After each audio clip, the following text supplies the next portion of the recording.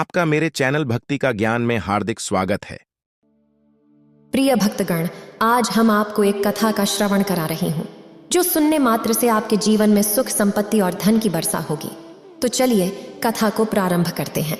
भगवान शिव माता पार्वती कहते हैं, ये 4 बातें इंसान को बड़ी से बड़ी मुसीबत से बचा सकती हैं। फिर माता पार्वती पूछती हैं, हे प्राणनाथ, वह कौन सी 4 बातें हैं जो इंसान को बड़ी से बड़ी मुसीबत से बचा सकती हैं? फिर भगवान शिव कहते हैं, हे देवी, आज मैं आपको एक कहानी सुनाने जा रहा हूँ। कृपया आप इस कहानी को अंत तक सुने और देखें, तब जाकर मालूम होगा कि 4 बातें इंसान को बड़ी से बड़ी मुसीबत से कैसे बचाती हैं। अगर आप यह कहानी सुन रहे हैं तो पूरा सुनिए। इस कथा को आधा अधूरा छोड़कर जाने की गलती मत करिएगा, क्योंकि इस पवित्र कथा को पूरा सुनने से मनचाहा फल की प्राप्ति होगी। इसलिए इस कथा को पूरा सुने। आप शिव भक्त हैं तो भोलेनाथ का अनादर ना करें। तो चलिए कहानी प्रारंभ करते हैं। प्राचीन समय की बात है। किसी राजा के राज्य में नगर के बाहर एक कसाई रहता था। वही उसका भोजन था। वह रोजाना जानवरों को काटकर उनका मांस बाजार में बेचा करता था। कसाई के बूचड़ खाने के बाहर एक पेड़ पर एक गिद्ध और गिद्धनी रहते थे। वहां उनका बहुत अच्छे से गुजारा हो रहा था। उन्हें वहां पेट भरने के लिए पर्याप्त मात्रा में भोजन मिल जाया करता था। गिद्ध और गिद्धनी कभी वह स्थान छोड़कर अन्यत्र नहीं जाते थे। एक दिन गिद्ध की पत्नी कहती है, स्वामी, आज ठंड बहुत अधिक है, रात काटना बड़ा मुश्किल हो रहा है। कोई ऐसी कहानी सुनाओ जिससे हमें कुछ ज्ञान मिले और हमारी रात आराम से कट जाए। अपनी पत्नी की ऐसी बात सुनकर गिद्ध कहता है, प्रिय, आज मैं तुम्हें एक ऐसी कहानी सुनाऊंगा जो बहुत ही ज्ञानवर्धक और प्रेरणादायक है। इस कहानी में बताई गई 4 बातों को अगर मनुष्य अपने जीवन में अपना ले तो वह कभी संकट में नहीं पड़ेगा, और यदि कभी संकट में पड़ भी जाएगा तो उससे शीघ्र ही निकल जाएगा। ये कहानी बहुत ही रोचक और जीवन में सीख देने वाली है।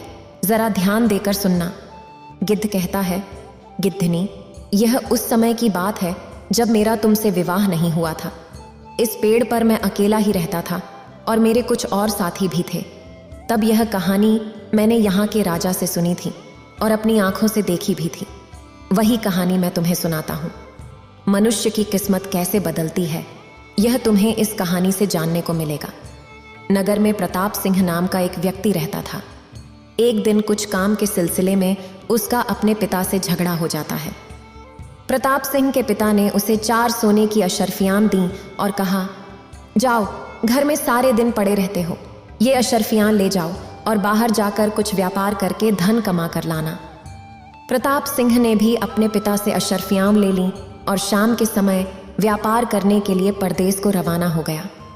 वह सोचता जा रहा था कि इन 4 अशर्फियों से वह कोई छोटा मोटा व्यापार कर लेगा और खूब सारा धन कमाकर अपने पिता को दिखाएगा।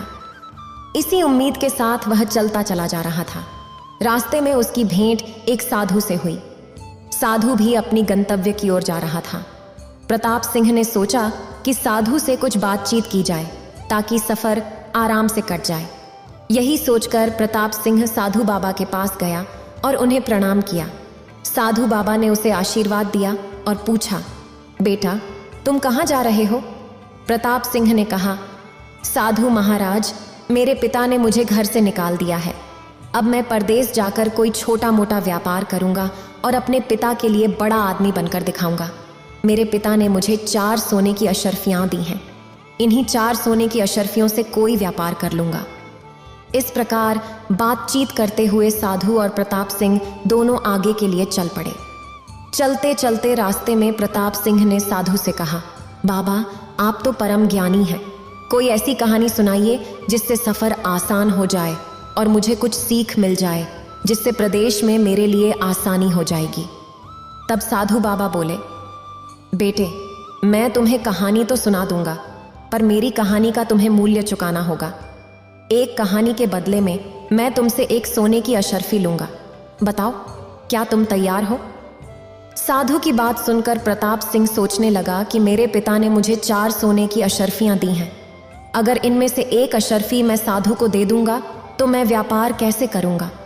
फिर उसने सोचा कि साधु बड़ा बुद्धिमान मालूम पड़ता है और लोग कहते हैं कि विद्या मित्र, प्रवासी स्त्री मित्र, घर में रहने वाले की मित्र स्त्री होती है, रोगी की मित्र दवा होती है और मरने वाले का मित्र धर्म होता है।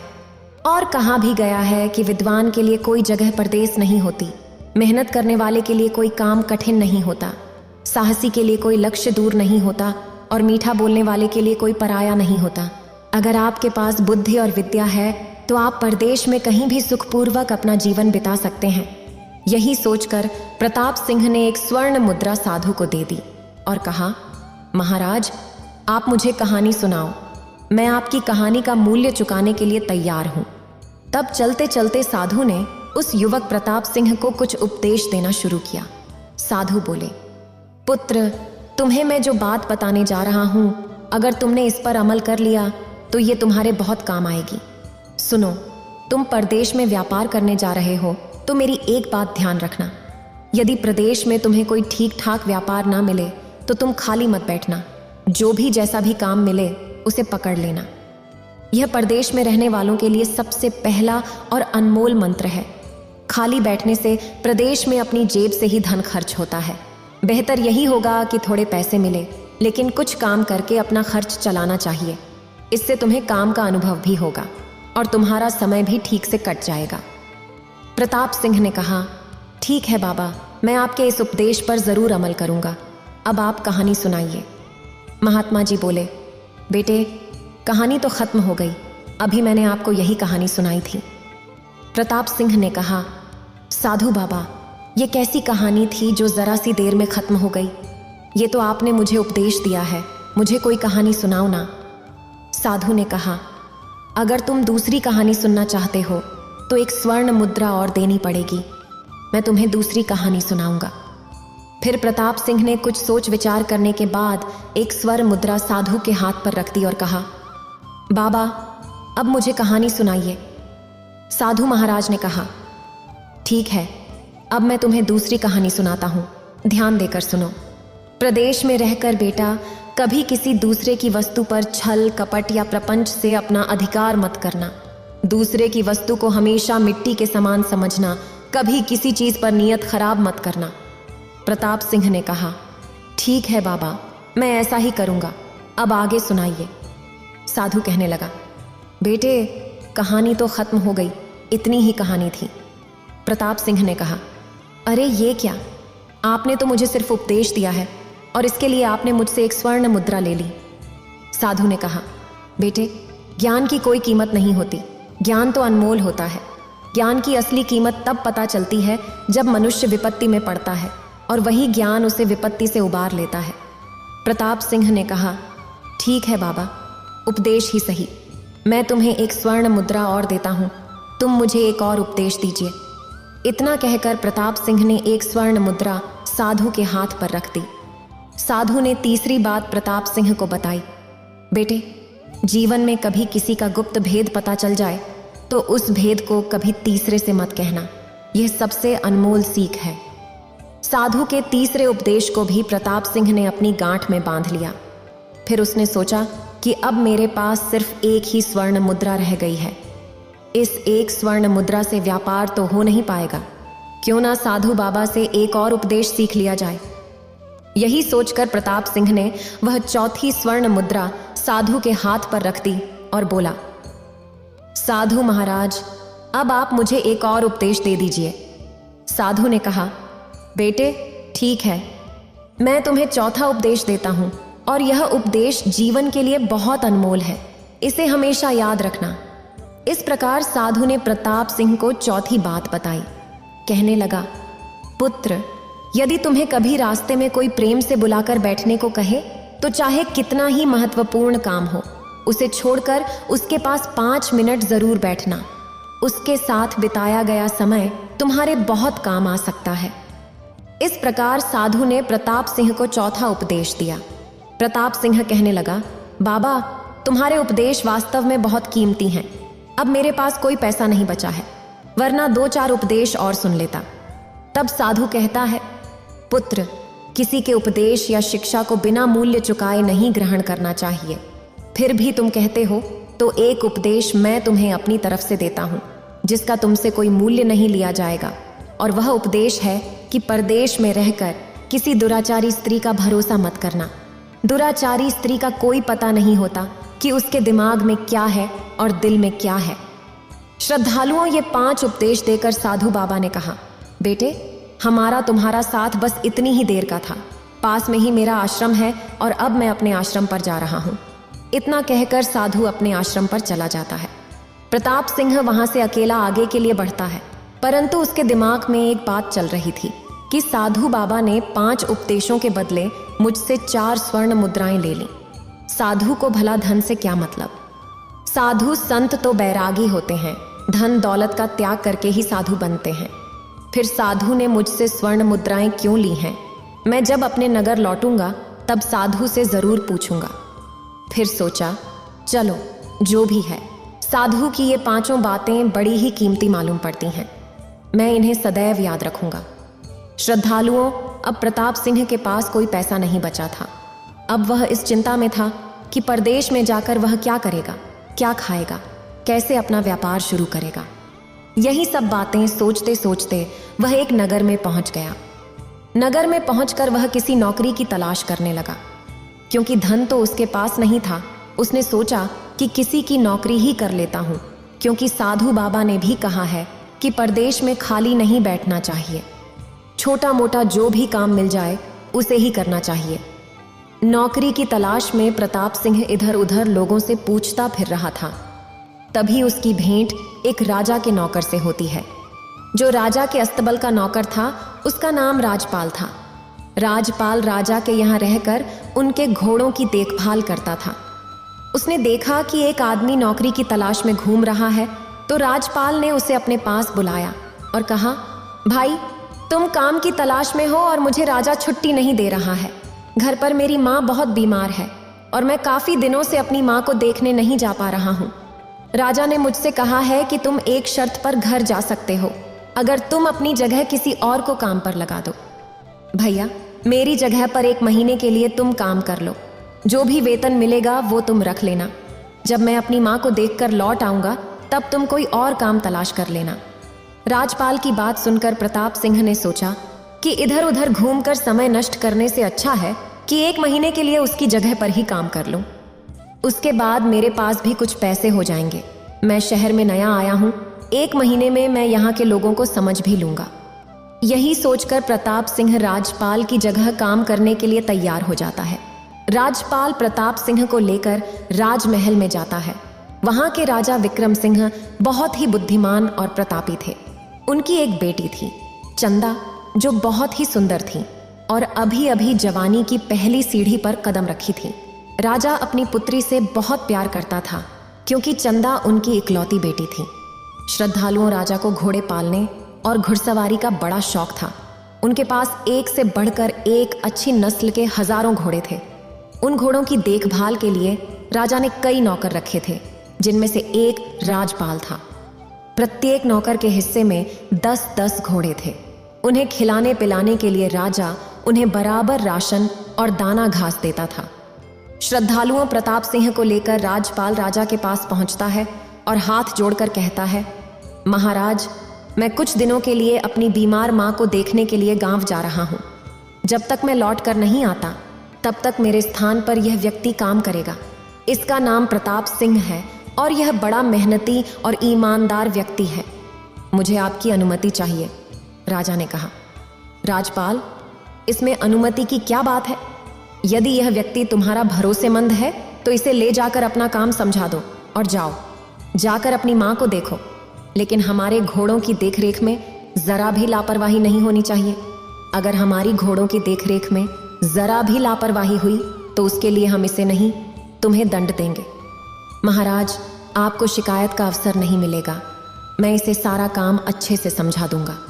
इस प्रकार राजा की अनुमति लेकर राजपाल प्रताप सिंह को लेकर घोड़ों के अस्तबल में जाता है। वहां जाकर देखा तो सैकड़ों घोड़े बंधे थे। राजपाल ने प्रताप सिंह से कहा, देखो प्रताप सिंह, मेरे हिस्से में राजा ने 10 घोड़े दिए हैं। तुम्हें 10 घोड़ों की देखभाल करनी है, इनके लिए दाना खिलाना है और इनकी मालिश करनी है। प्रताप सिंह ने कहा, ठीक है मित्र, मैं यह काम बड़ी ईमानदारी और पूरी निष्ठा के साथ करूंगा। उसके बाद राजपाल प्रताप सिंह को अपना कमरा दिखाता है और कहता है, आज से तुम इसी कमरे में रहोगे। इस प्रकार राजपाल प्रताप सिंह को जिम्मेदारी सौंपकर अपने नगर के लिए चला जाता है। इधर घोड़ों की देखभाल के लिए प्रताप सिंह अपने काम में लग जाता है। प्रताप सिंह रोजाना घोड़ों की मालिश करता था, उन्हें नहलाता धुलाता था और उसके बाद उन्हें दाना खिलाता था। मित्र राजा के यहाँ से प्रत्येक नौकर के लिए घोड़ों को खिलाने के लिए 10 किलो चना दिए जाते थे।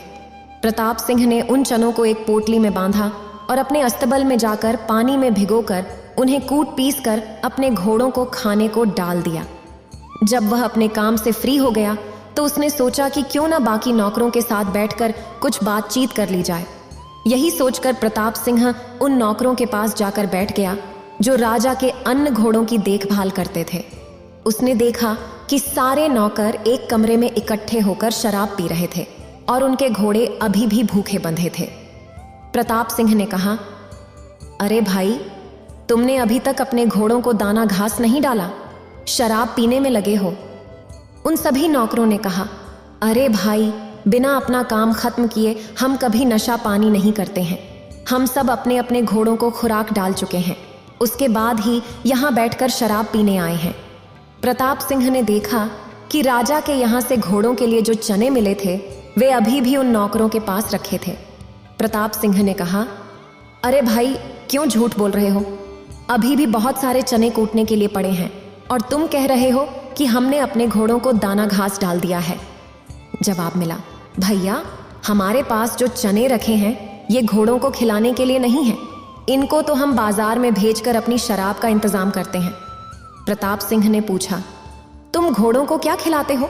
जवाब मिला, राजा हमें 10 किलो चना देता है, हम 5 किलो चना घोड़ों को खिला देते हैं और बाकी के चने बेचकर अपना नशा पानी का इंतजाम करते हैं। नौकरों का यह बर्ताव प्रताप सिंह को अच्छा नहीं लगा। उसने सोचा, यह तो राजा और इन निर्दोष जानवरों के साथ धोखा है। तुम सब अपना पेट भरने और नशा करने के लिए इन घोड़ों को भूखा रखते हो। नौकर कहने लगे, देखो भाई, पेट भरने के लिए यह सब करना पड़ता है। राजा से मिलने वाले वेतन से हमारा ठीक से गुजारा नहीं हो पाता है, फिर धन से किसका पेट भरा है? तुम भी ऐसा किया करो, तुम्हें कौन रोकता है? तुम्हारे लिए भी यहाँ रखा है, इसलिए हमने तुम्हें ये बात बता दी। तुम इसे किसी और से मत कहना, वरना तुम्हारे लिए अच्छा नहीं होगा। मित्रों की बातें सुनकर प्रताप सिंह चुपचाप अपने कमरे में लौट आया। वह सोचने लगा कि वे लोग सही कह रहे हैं, कल से मैं भी ऐसा ही करूंगा। बेईमानी करके मैं भी बहुत सारा पैसा इकट्ठा कर लूंगा। मुझे यहाँ सिर्फ 1 महीना ही तो रहना है। राज्यपाल के आते ही वह मुझसे ये काम छीन लेगा, तब तक मैं कुछ पैसे कमा लूंगा और उसके बाद कोई व्यापार कर लूंगा। श्रद्धालुओं अपनी चारपाई पर लेटे लेटे प्रताप सिंह ऐसा सोच रहा था। तभी उसे साधु की दूसरी बात याद आ गई कि किसी दूसरे के धन पर छल, प्रपंच और कपट से अपना अधिकार नहीं करना चाहिए। दूसरे का धन और वस्तु मिट्टी के समान समझनी चाहिए, उसके ऊपर कभी अपनी नीयत खराब नहीं करनी चाहिए। यह बात याद आते ही प्रताप सिंह के विचार बदल गए। उसने सोचा कि मैं भूखा रह लूंगा, लेकिन पाप का धन कभी नहीं खाऊंगा। उसी दिन से प्रताप सिंह बड़ी ईमानदारी से अपने घोड़ों को खिलाने लगा, हर समय उनकी देखभाल करता। 1 महीने के अंदर प्रताप सिंह के सभी 10 घोड़े एकदम हष्ट पुष्ट और तंदुरुस्त दिखने लगे, जबकि बाकी नौकर दाने की चोरी करते थे और घोड़ों को कम खिलाते थे, इसलिए उनके घोड़े कमजोर होते चले गए। एक दिन दरबार में राजा ने अपने मंत्री से कहा, मंत्री जी, बहुत दिन हो गए हैं, मैंने अपने घोड़ों की दौड़ नहीं देखी है। आप नौकरों को सूचित कर दें कि वे सब अपने घोड़ों को लेकर मैदान में आ जाएं। कल मैं घोड़ों की दौड़ की प्रतियोगिता रखूंगा। राजा के कहने पर मंत्री ने वैसे ही नौकरों को आदेश दे दिया। राजा ने अपने अस्तबल के सभी नौकरों को घोड़ों को अच्छी तरह से नहला धुलाकर सजाने का आदेश दिया। सभी नौकर अपने अपने घोड़ों को लेकर खाली मैदान में पहुंच गए। जब राजा ने घोड़ों पर दृष्टि डाली तो देखा कि सारे घोड़े कमजोर और मरियल से थे, जबकि प्रताप सिंह के 10 घोड़े बहुत ही हष्ट पुष्ट और सजीले थे, जो दौड़ने के लिए तैयार खड़े थे। यह देखकर राजा को बहुत क्रोध आया। उन्होंने अपने मंत्री से कहा, मंत्री जी, हमारे सारे घोड़े पहले बहुत स्वस्थ थे, लेकिन अब मैं केवल 10 घोड़े ही स्वस्थ देख रहा हूँ, बाकी सब बहुत कमजोर हो गए हैं। ये कैसे हो गया? क्या नौकर इन्हें ठीक से नहीं खिलाते पिलाते? मुझे लगता है कि नौकरों ने इन्हें खिलाने में लापरवाही की है। फिर राजा ने प्रताप सिंह के पास जाकर उसके घोड़ों को देखा। घोड़े एकदम स्वस्थ और सजीले थे। उन घोड़ों को देखकर राजा बहुत प्रसन्न हुआ। अगले दिन राजा ने प्रताप सिंह को दरबार में बुलाया और कहा, तुम वही हो जिसे राज्यपाल ने अपने स्थान पर रखा है? जी महाराज, प्रताप सिंह ने जवाब दिया। राजा ने पूछा, आपके घोड़े इतने तंदुरुस्त क्यों हैं, जबकि बाकी के घोड़े इतने कमजोर क्यों हैं? मैं तो सभी घोड़ों के लिए बराबर मात्रा में खाद्य सामग्री भिजवाता हूँ। यही जानने के लिए मैंने तुम्हें यहाँ बुलाया है। राजा के पूछने पर प्रताप सिंह ने कहा, महाराज, मैं इस बात का रहस्य तो आपको बता दूंगा, लेकिन यह बात मैं तभी बताऊंगा जब अस्तबल के बाकी नौकर यहाँ मौजूद होंगे। राजा ने आदेश देकर तुरंत सारे नौकरों को अपने दरबार में बुला लिया। तब राजा ने प्रताप सिंह से पूछा, अब बताओ, बाकी घोड़ों के कमजोर होने का कारण क्या है? प्रताप सिंह ने कहा, महाराज, आपके बाकी नौकर बड़े बेईमान, लालची और नशेड़ी हैं। आप घोड़ों के लिए रोजाना 10 किलो चना भेजते हैं, लेकिन ये केवल 5 किलो चना घोड़ों को खिलाते हैं। बाकी के 5 किलो चना ये बाजार में बेचकर शराब ले आते हैं। घोड़ों को पर्याप्त मात्रा में दाना ना मिलने से सारे घोड़े कमजोर हो गए हैं। लेकिन मैंने बड़ी ईमानदारी से आपका दिया हुआ राशन घोड़ों को खिलाया है, इसलिए मेरे घोड़े तंदुरुस्त हैं। इतनी बात सुनते ही राजा आग बबूला हो गया और नौकरों पर बिगड़कर बोला, हरामखोरों, हम तुम्हें इसी बात की तनख्वाह देते हैं कि तुम आराम से घोड़ों का दाना भी खा जाओ। सारे नौकर नीचे गर्दन डालकर चुपचाप खड़े हो गए और डर के मारे थर थर कांपने लगे। कहने लगे, महाराज, हमें माफ कर दीजिए, हमसे बड़ी गलती हो गई है, अब हम दोबारा ऐसा नहीं करेंगे। राजा ने कहा, नहीं, मैं तुम सबकी गर्दन तलवार से अभी उड़ा दूंगा। तुमने हमारे साथ धोखा किया है। राजा को अत्यंत क्रोध में देखकर प्रताप सिंह कहने लगा, महाराज, इस बार इन्हें आप क्षमा कर दीजिए। मैं उम्मीद करता हूं कि ये दोबारा गलती नहीं करेंगे। प्रताप सिंह के कहने पर राजा ने उन्हें चेतावनी देकर छोड़ दिया। श्रद्धालुओं, प्रताप सिंह की ईमानदारी को देखते हुए राजा ने प्रताप सिंह को शाबाशी दी और उसे अस्तबल का मुख्य अधिकारी नियुक्त कर दिया और कहा, आज से तुम्हारा काम इतना है कि तुम इन सब पर नजर रखोगे। अगर कोई घोड़े का दाना चोरी करता है तो उसकी खबर तत्काल हमें मिलनी चाहिए। इस काम के लिए हम तुम्हें हर महीने 10,000 रुपये देंगे। राजा ने सख्त निर्देश देकर उन सभी नौकरों को छोड़ दिया और प्रताप सिंह को अस्तबल की देखरेख के लिए नियुक्त कर दिया। राजा अपनी उंगली में एक हीरे की अंगूठी पहने था। उसने वह अंगूठी उतारकर प्रताप सिंह को इनाम के रूप में दे दी और कहा कि जब भी तुम्हें हमसे मिलना हो तो यह अंगूठी पहरेदारों को दिखाकर किसी भी समय मिल सकते हो। अस्तबल में पहुंचकर प्रताप सिंह ने सभी नौकरों को समझाया, देखो, इस बार तो मैंने तुम्हें बचा लिया, लेकिन अगर दोबारा तुम्हारी गलती पकड़ी गई तो राजा साहब तुम्हें जिंदगी भर के लिए जेल में डाल देंगे। इसलिए ईमानदारी से अपना काम करो। श्रद्धालुओं, उसी दिन से सारे नौकर ईमानदारी से घोड़ों की देखभाल करने लगे। फिर उन्होंने कभी भी बेईमानी नहीं की। सारे घोड़े फिर से स्वस्थ हो गए। इधर 1 माह का समय बीत चुका था। उधर राजपाल अपनी मां से मिलकर अपनी नौकरी पर लौटता है। जैसे ही राजपाल घोड़ों के अस्तबल में पहुंचता है तो सारे नौकरों ने उसे घेर कर प्रताप सिंह की करतूत बताई। हमारी चोरी प्रताप सिंह ने राजा को बता दी और राजा ने उसे अस्तबल का मुखिया बना दिया है। तुम लोग चिंता मत करो, मैं वापस आ गया हूं, अब उसे यहां से जाना ही पड़ेगा। नौकरों ने कहा, नहीं भाई, वो यहां से नहीं जाएगा, क्योंकि राजा ने उसे हम सबकी देखभाल करने के लिए नौकरी पर रख लिया है। श्रद्धालुओं, इसके बाद राजपाल प्रताप सिंह के पास जाता है और प्रताप सिंह उस समय कमरे में लेटा हुआ था। प्रताप सिंह उसे देखकर बहुत खुश हो जाता है और कहता है, मित्र, तुम आ गए, तुम्हें देखकर मुझे बहुत खुशी हुई। राजपाल उसके पास बैठ जाता है। फिर प्रताप सिंह वहां घटी घटना के बारे में राज्यपाल को बताता है। राज्यपाल कहता है, तुमसे पहले मुझे इस बात का पता लग चुका है। उसके बाद दोनों साथ बैठकर भोजन करते हैं और फिर अपने अपने बिस्तर पर लेट जाते हैं।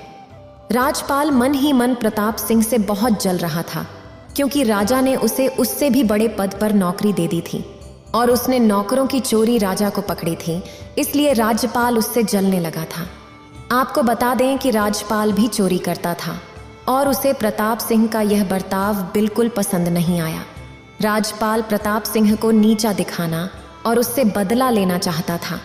राजपाल अपने कमरे में लेट जाता है और प्रताप सिंह अपने कमरे में चला जाता है, क्योंकि राजा ने उसे एक अलग कमरा दे रखा था। उस दिन आकाश में बादल छाए हुए थे, हल्की हल्की बारिश हो रही थी, बिजली कड़क रही थी। उधर राजकुमारी चंदा की आंखों में नींद नहीं थी, क्योंकि आपको बता दें कि राजपाल और राजा की पुत्री के बीच प्रेम प्रसंग चल रहा था। राजकुमारी अक्सर राजपाल से मिलने आया करती थी, क्योंकि आज राजकुमारी को पता चल गया था कि राजपाल अपने नगर से लौट आया है। उसने सोचा कि प्रताप सिंह तो अब चला ही गया होगा। राजकुमारी रात में उठकर अपने महल की छत पर टहल रही थी। काम की पीड़ा से जल रही थी, उसकी बेचैनी बढ़ती जा रही थी। वह अपने प्रेमी राजपाल से मिलने के लिए उसके कमरे में जाती है। संयोग से उसी समय प्रताप सिंह किसी काम से उदारी घूमने आता है। अचानक जैसे ही प्रताप सिंह राजपाल के कमरे के पास पहुंचता है, उसे राजपाल के कमरे से किसी स्त्री की आवाज सुनाई देती है। प्रताप सिंह ने कमरे के अंदर झांक कर देखा तो राजपाल के साथ राजकुमारी चंदा को देखकर उसकी आंखें फटी की फटी रह गईं। प्रताप सिंह ये सब देखकर चुपचाप अपने कमरे की ओर चला जाता है। उधर राजपाल ने राजकुमारी से कहा, प्रिय, इस समय प्रताप सिंह हमारी राह का सबसे बड़ा कांटा है। कुछ भी करके तुम प्रताप सिंह को मरवा दो तो हम निश्चित हो जाएंगे। राजकुमारी ने कहा, प्राणनाथ, ये कितनी छोटी बात है, तुम चिंता क्यों करते हो? मैं पिताजी से कहकर इसे मृत्युदंड दिलवा दूंगी। श्रद्धालुओं, उधर प्रताप सिंह सोच रहा था कि राजा की आंखों में धूल झोंक कर उनकी बेटी से प्रेम कर रहा है। ये तो राजा के साथ धोखा है, मुझे ये खबर महाराज को देनी चाहिए। प्रताप सिंह यही सोचकर राजा को संदेश देने के लिए राजमहल की ओर चलने लगता है। तभी उसे साधु महाराज की वो तीसरी बात याद आ जाती है। साधु ने कहा था कि अगर किसी का गुप्त भेद पता चल जाए तो उसे किसी तीसरे से नहीं कहना चाहिए, वरना खुद मुसीबत में पड़ सकते हो। यही बात सोचकर प्रताप सिंह के कदम थम जाते हैं। सोचने लगा कि अगर मैंने ये बात राजा को बताई तो शायद राजा साहब मेरी बात का विश्वास ना करें, कहेंगे कि तू मेरी बेटी को झूठा बदनाम कर रहा है और उल्टा मैं ही राजा के क्रोध का शिकार बन जाऊंगा। यही सोचकर प्रताप सिंह अपने कमरे में लौट आता है और चुपचाप अपनी चारपाई पर लेट जाता है। उधर राजकुमारी चंदा राजपाल से मिलने के बाद अपने कमरे में चली जाती है और अपने कमरे में पहुंचकर उसने अंदर से दरवाजा बंद कर लिया और जोर जोर से रोने और चिल्लाने लगी। बचाव बचाव की चीख पुकार मचाने लगी। राजकुमारी का शोर सुनकर उसके नौकर चाकर सभी जाग जाते हैं। आनन फानन में राजा को खबर दी गई। दौड़ते हुए राजा साहब महल के रूम में जाते हैं और अपनी पुत्री से पूछते हैं, बेटी क्या हुआ, तुम क्यों रो रही हो? राजपाल के कहने पर राजकुमारी चंदा ने तिरिया चरित्र रच दिया था। एकदम से कहने लगी, पिताजी, आपने जिस नए नौकर को नौकरी पर रखा है उसने मेरे साथ जबरदस्ती की है। वो रात में मेरे कमरे में आया और मेरी इज्जत लूटने का प्रयास करता रहा। जब मैं चीखी चिल्लाई तब खिड़की से कूद कर भाग गया। तुम्हारे द्वारा दी गई अंगूठी का उसने नाजायज फायदा उठाया है। अंगरक्षकों को वह अंगूठी दिखाकर महल के अंदर घुस गया होगा। बेटी के मुख से यह बात सुनकर राजा एकदम आग बबूला हो गया। कहने लगा, पुत्री, तुम चिंता मत करो। उस दुष्ट की इतनी हिम्मत कि वह हमारे महल में घुस आया। मैं अभी उसे बुलाकर उसकी खबर लेता हूँ। राजकुमारी ने कहा, पिताजी, उसकी खबर लेने से कोई फायदा नहीं है। उसकी गुस्ताखी के लिए उसे जब तक मृत्यु दंड नहीं दिया जाएगा तब तक मैं अन्न जल ग्रहण नहीं करूंगी। राजा ने कहा, बेटी, ऐसा ही होगा। कल मैं उसे मृत्यु दंड दूंगा। और राजकुमारी को आश्वासन देकर चला गया। राजा अपने महल के लिए चला गया। इधर राजकुमारी मन ही मन बड़ी प्रसन्न होने लगी और सोचने लगी, आज मेरा षड्यंत्र सफल हो गया। अब मेरे और राजपाल के बीच में कोई बाधा नहीं आएगी। उसके बाद राजकुमारी निश्चिंत होकर अपने बिस्तर पर सो गई। राजा अपने कक्ष में पहुंचे, परंतु उनकी आंखों से नींद उड़ चुकी थी। वह सोच रहे थे, कल सुबह मैं प्रताप सिंह को दरबार में बुलाकर मृत्युदंड दे दूंगा। परंतु तभी उनके दिमाग में एक दूसरा विचार आया। राजा सोचने लगा कि अगर दरबारी लोग मुझसे पूछेंगे कि किस नौकर को किस बात का मृत्युदंड दिया गया है, तो मैं क्या कहूँगा। अगर मैं बताऊंगा कि इसने मेरी बेटी की इज्जत लूटने का प्रयास किया है, तो इसमें मेरी ही बदनामी होगी। लोग पीठ पीछे मेरी बुराइयां करेंगे और मेरी इज्जत उछालेंगे। तब राजा के दिमाग में एक दूसरा उपाय आता है। उसने सोचा कि मैं इसे कानून के तहत तो सजा नहीं दे सकता, लेकिन मैं इसे किसी और के हाथों चुपचाप मरवा दूंगा। इससे किसी को पता भी नहीं चलेगा और मेरी बेटी पर बुरी दृष्टि डालने वाला भी अपनी करनी का दंड भोग लेगा। तब राजा के दिमाग में कसाई का ध्यान आता है। राजा सोचने लगा कि मैं कल इसे कसाई के हाथों मरवा दूंगा। यही सब सोचते सोचते राजा सो जाता है। अगले दिन जब वह सोकर उठता है और टहलने के लिए जाता है, तो टहलते टहलते नगर से बाहर उस कसाई के भूचक खाने पर पहुंच जाता है। कसाई ने देखा कि राजा स्वयं उसके पास चलकर आए हैं, तो वह तुरंत चरणों में गिरकर बोला, महाराज, आपने यहाँ आने का कष्ट कैसे किया? मुझे खबर भिजवा देते, मैं स्वयं आपके पास चला आता। राजा ने कहा, नहीं, यह काम तो मुझे आकर ही करना था। मुझे तुमसे कुछ जरूरी काम करवाना है। तुम्हारे पास एक आदमी को भेजूंगा, तुम्हें उसका सिर काट देना है, और उसके बाद एक और आदमी को भेजूंगा। एक कपड़े में बांधकर तुम्हें उसी सिर को उस आदमी को दे देना है। इस बात की किसी को भनक नहीं लगनी चाहिए। यह सुनकर कसाई एकदम चौंक जाता है और कहने लगा, महाराज, यह आप क्या कह रहे हैं? राजा ने कहा, हाँ, मैं ठीक कह रहा हूं। कुछ देर के बाद तुम्हारे कसाई खाने में एक आदमी को भेज रहा हूं। तुम उसे अपने भूचक खाने के अंदर ले जाकर मार देना। इस काम के बदले हम तुम्हें बहुत इनाम देंगे। यदि तुमने यह काम नहीं किया तो हम तुम्हें और तुम्हारे परिवार को जेल में डलवा देंगे। राजा की धमकी सुनकर कसाई डर जाता है और बोला, महाराज, आप चिंता मत करें। आप जिसे भेजेंगे, मैं उसका सिर काटकर उसके शरीर को जानवरों के कटे हुए अंगों के साथ मिलाकर बाहर फेंकवा दूंगा और उसके सिर को आपके पास भिजवा दूंगा। राजा अपने महल को लौटते समय कसाई को आदेश देता है। उधर कसाई राजा के भेजे हुए आदमी की प्रतीक्षा करने लगता है। महल में पहुंचकर राजा ने सैनिकों के द्वारा प्रताप सिंह को बुलवाया और कहा, प्रताप सिंह, मैं तुम्हें एक जरूरी काम से नगर से बाहर भेजना चाहता हूं और मुझे विश्वास है कि यह काम सिर्फ तुम ही कर सकते हो। प्रताप सिंह ने कहा, बताइए महाराज, मेरे लिए क्या आज्ञा है?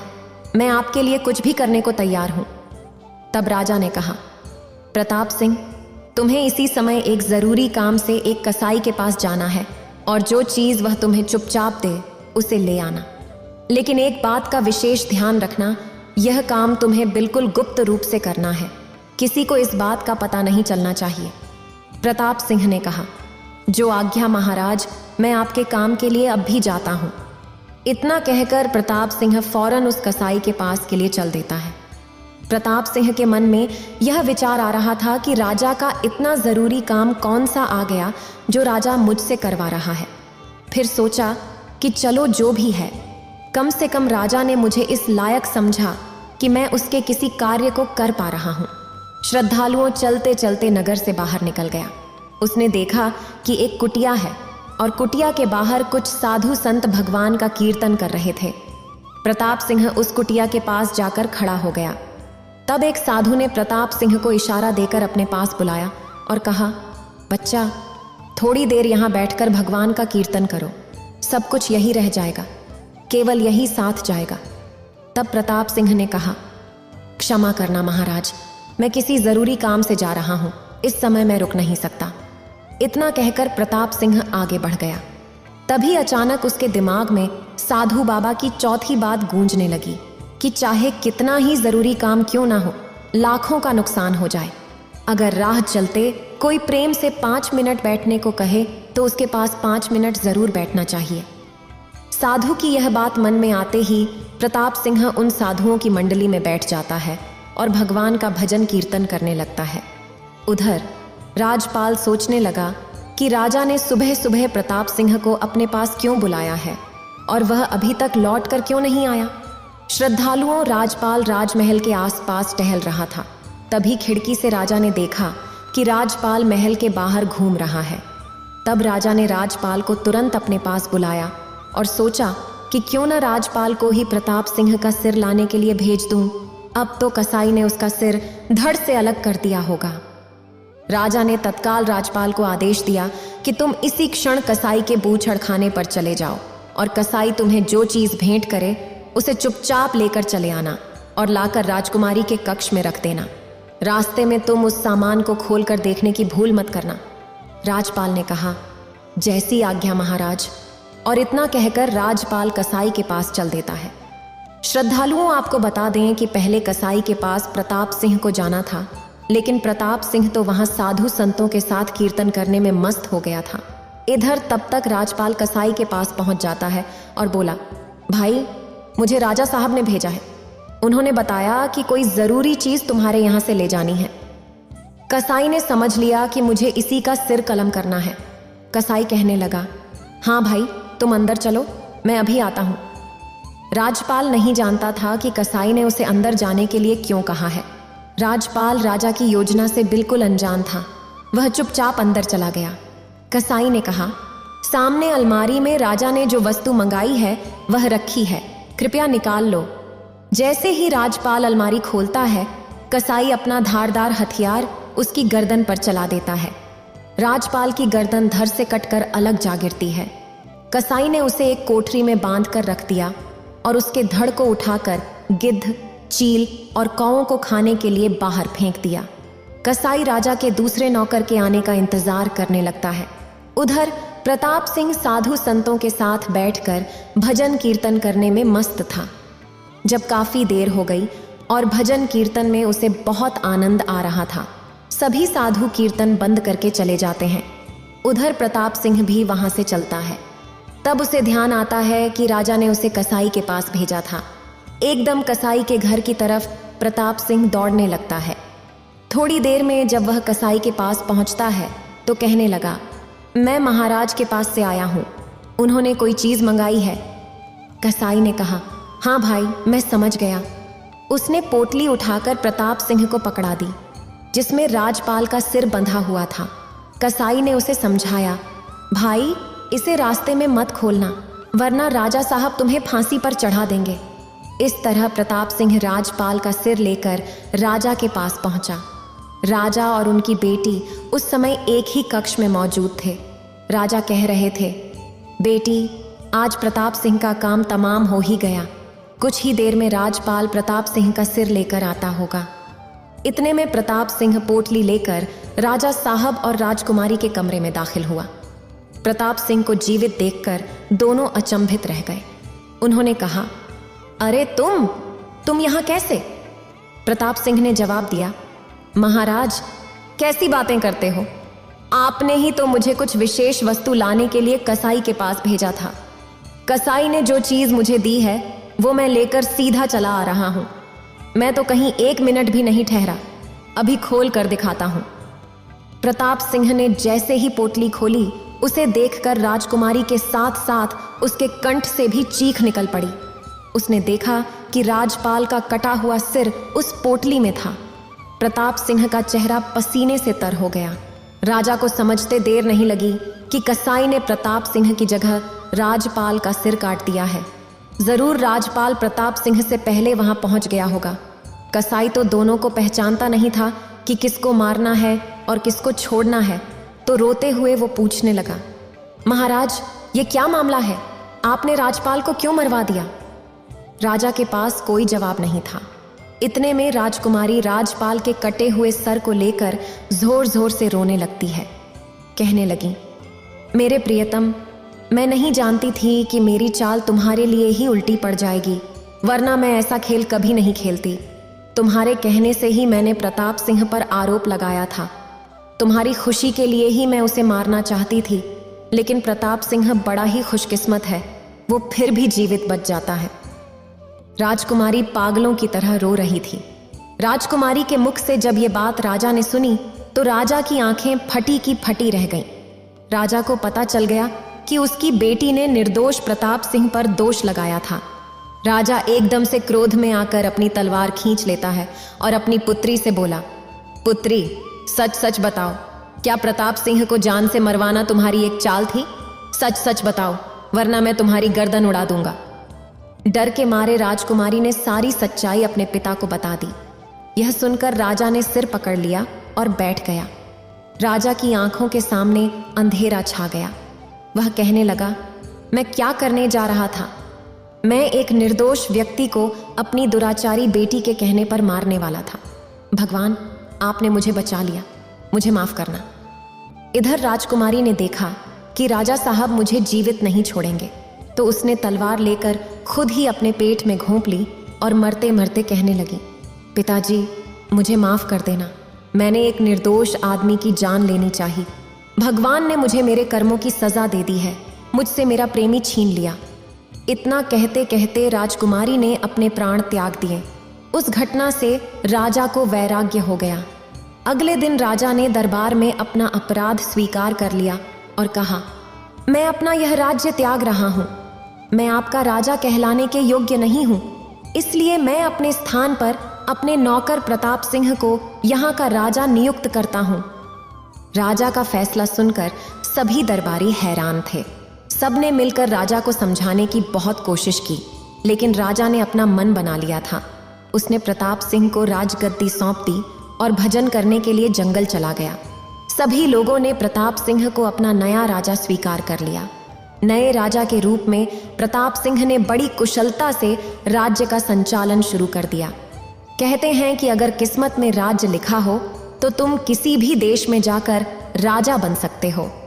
फिर गिद्ध कहने लगा, प्रिय पत्नी गिद्धनी, यही उस राजा की कहानी है जो ईश्वर का न्याय होता मैंने अपनी आंखों से देखा है। दुष्ट और दुराचारी को सजा मिलती मैंने अपनी आंखों से देखा है। हमें बिना कारण किसी पर आरोप नहीं लगाना चाहिए, वरना ईश्वर का डंडा उल्टा भी चल सकता है।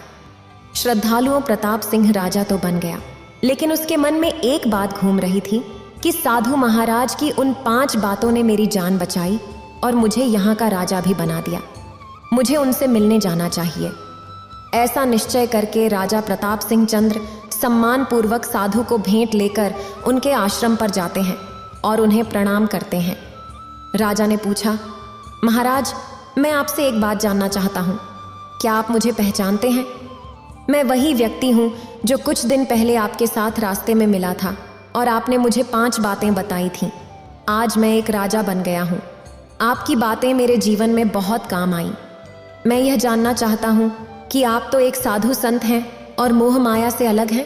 कहते हैं कि मोह माया से अलग होने के बाद ही एक साधु बनता है। फिर आपने मुझे 5 बातें बताने के बदले में मुझसे स्वर्ण मुद्राएं क्यों लीं? आप मुझे उपदेश बिना कीमत लिए भी दे सकते थे, परंतु आपने एक एक उपदेश के लिए एक एक स्वर्ण मुद्रा ली। तब साधु ने कहा, बेटे, मुफ्त की चीजों को लोग जीवन में ठीक से उपयोग में नहीं लाते। उपयोग में वही लाते हैं जिसमें मेहनत लगी हो, जिसमें कठोर श्रम लगा हो, जिसमें धन लगा हो। मुफ्त की वस्तु को लोग मुफ्त के धन की तरह उड़ाते हैं। अगर मैं आपको ज्ञान मुफ्त में देता तो शायद आप उसका पालन नहीं करते, क्योंकि आपने उन बातों के बदले में सोने की 4 मुद्राएं दी थीं। इसलिए मनुष्य को चाहिए कि वह मुफ्त की चीजों के पीछे न पड़े, सदैव परिश्रम करके ही काम कर खाए, वही फलदायी होता है।